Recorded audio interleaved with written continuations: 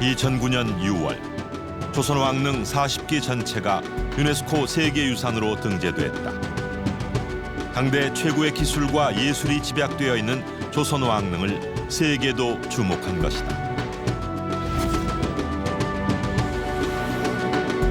조선 왕조 500년의 수수께끼를 풀 수 있는 열쇠 조선 왕릉. 그 비밀을 남양주의 능을 통해 알아본다.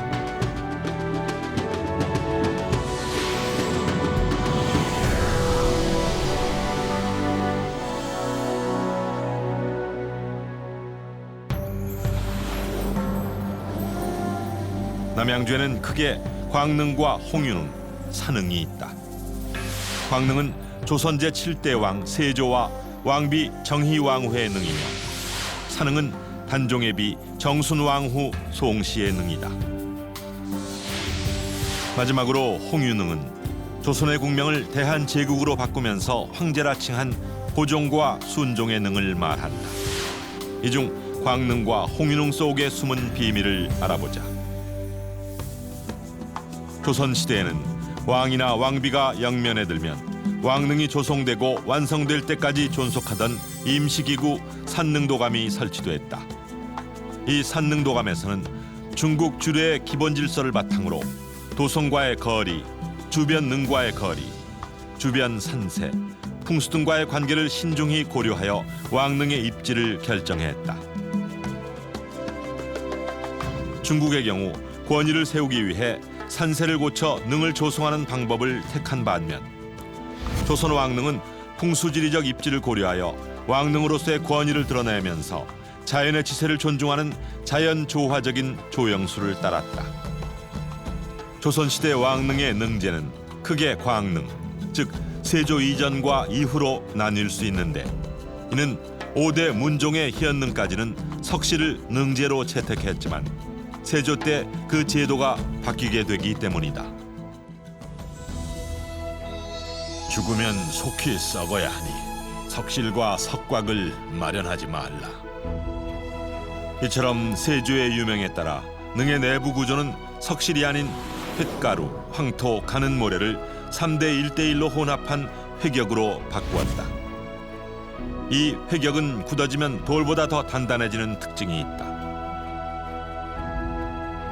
또 봉분 주위를 둘렀던 병풍석을 없애면서 병풍석에 새겼던 12지 신상은 난간에 동자석주로 옮겨 새겨 넣었다.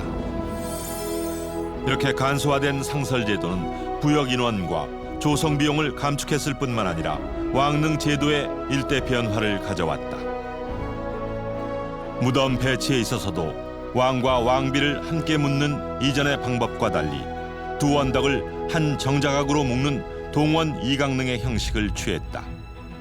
이렇게 합장릉이 아닌 조금 떨어진 곳에 다정한 모습으로 안장된 형식을 띈 건 광릉이 최초였다. 이후 조선 왕릉은 큰 변화 없이 지속되어 오다 조선 26대 왕인 고종이 대한제국을 선포하고 황제라 칭하면서 또 한 번의 변화를 겪게 된다. 그것이 바로 남양주에 잠들어 있는 조선 왕조 마지막 황제 고종과 순종의 능인 홍릉과 윤릉이다. 그럼 황제능이라 불리는 홍윤릉이 조선 왕릉과 다른 점은 무엇일까? 우선 참도가 3개 단으로 되어 있다는 것이다. 일반적으로 참도가 2개 단으로 된 왕릉이나 참도를 없애버린 광릉과 비교하면 매우 호화로운 모습이다. 다음으로 선대왕의 제사를 모시던 정자각이 고물의 정자 형태에서 한일자의 모양인 침전으로 바뀌었다. 이는 중국 황제능의 영향을 받은 것이다.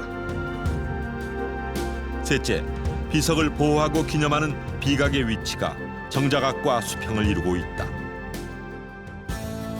이외에도 황제능의 또 하나의 큰 특징은 성물이 능 아래 구역으로 내려온 점이다. 왕릉의 경우 주로 능 앞에 석상을 놓고 좌우로 망주석, 중앙에 장명등, 그리고 문인석, 무인석, 석마를 각각 하나씩 세운 모습과는 차이가 있다.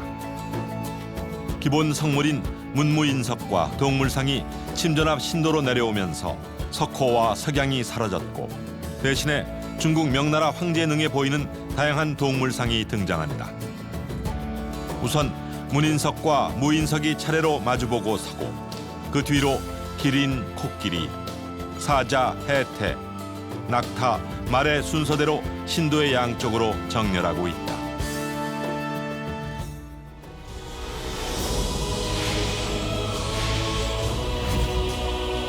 이처럼 유교적, 풍수적 전통 하에 독특한 건축과 조경 양식으로 변화해온 조선 왕릉. 이제 우리가 해야 할 일은 선조들의 지혜와 문화가 담긴 조선 왕릉을 더욱 보존 연구하여 후손들에게 길이 물려주어야 할 것이다.